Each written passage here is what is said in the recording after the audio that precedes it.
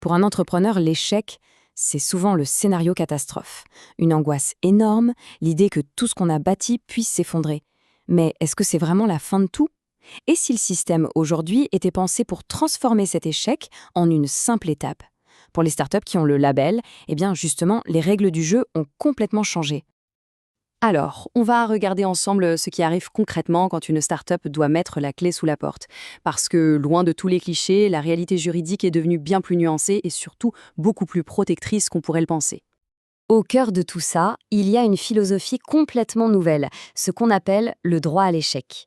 L'idée, ce n'est plus de sanctionner, mais au contraire, d'encourager la prise de risque. Et c'est là que le Startup Act intervient, comme un véritable bouclier juridique pensé pour libérer le potentiel d'innovation. Et là, la différence est frappante.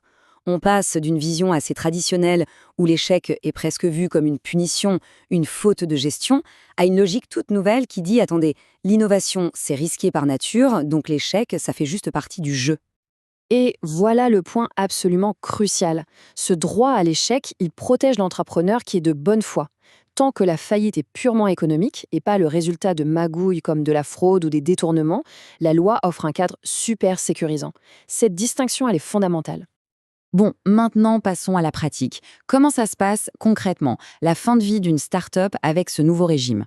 L'objectif est simple, rendre tout le processus moins lourd, moins long et moins douloureux. Dans les faits, ça veut dire que la procédure est plus rapide, plus simple. Mais le point le plus important, c'est vraiment la suspension des poursuites personnelles contre les fondateurs pour les dettes de leur boîte. Ça permet de tourner la page beaucoup plus sereinement, sans avoir peur d'une avalanche de procédures judiciaires. Ah, et là, on arrive à la question qui angoisse tout le monde. Qu'est-ce qu'il advient des aides, des bourses, des exonérations qu'on a reçues? Est-ce qu'il va falloir tout rembourser?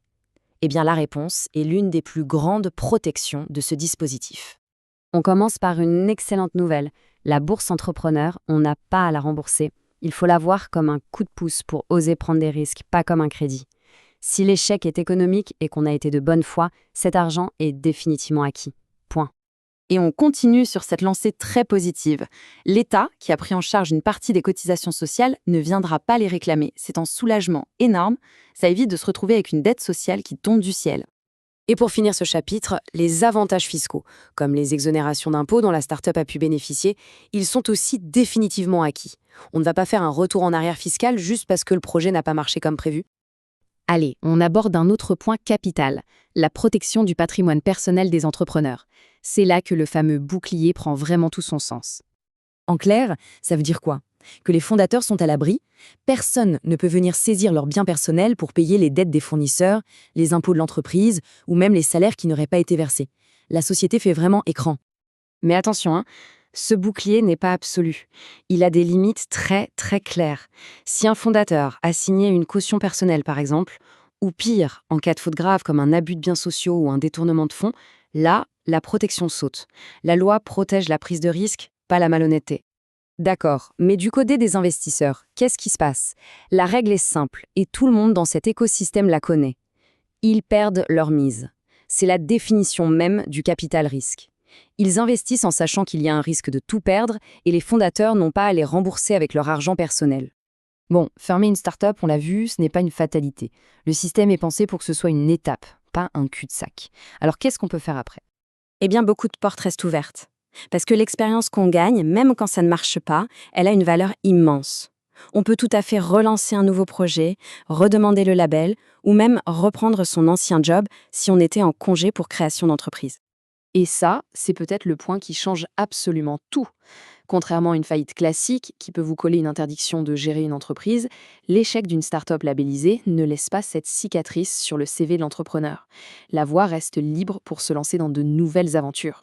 Pour finir, c'est essentiel de bien comprendre quelles sont les lignes rouges. Vous savez, ces comportements qui annulent d'un coup toutes les protections dont on vient de parler. Parce que la bonne foi, c'est vraiment la clé de tout ce système. Là-dessus, il faut être très clair.